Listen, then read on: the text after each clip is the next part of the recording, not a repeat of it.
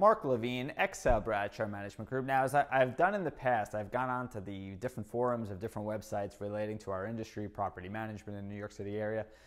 And Habitat Magazine had something recently that I responded to. It was a question that was posed based on a sublet rule or a roommate.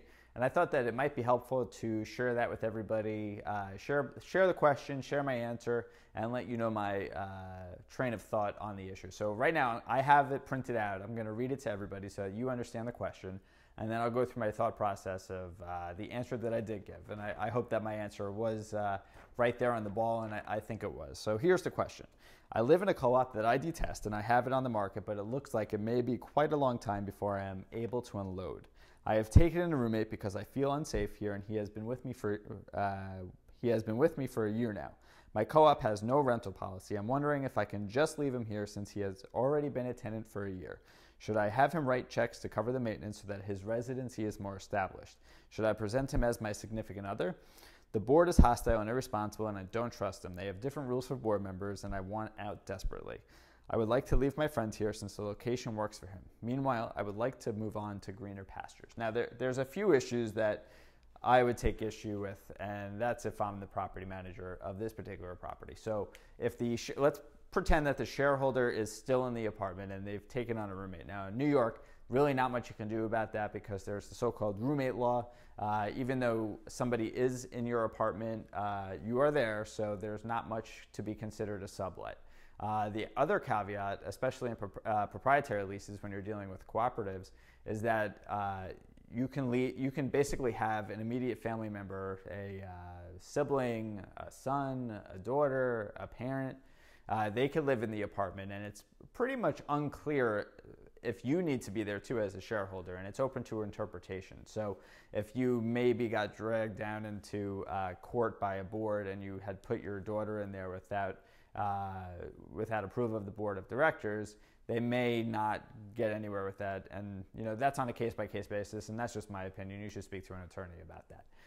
So the issue here is, should I leave the apartment with the roommate there, and would that be considered a sublet, even though this board doesn't really have a sublet policy? And my answer was, basically, once they leave, the shareholder that is considered a sublet. You're not a roommate anymore, and you're not leaving an immediate family member in there without you, so you've created a sublet situation. And even though the board at this time does not have a true sublease policy that they're going through, that doesn't mean that the second that they find out that there's somebody living there that wasn't approved by the board and is not an immediate family member of the shareholder, they may take issue with that. They may immediately start a legal action against this particular shareholder. So is it worth the risk? That's up to that person. But from where I'm standing as a manager, if you were my board, I would tell you that as the second that this person leaves the shareholder leaves the apartment, it's considered a sublet, and you have to show me proof. I need a birth certificate. I need some sort of government documentation that this is an immediate family member. Either they share the parents or you're their parent.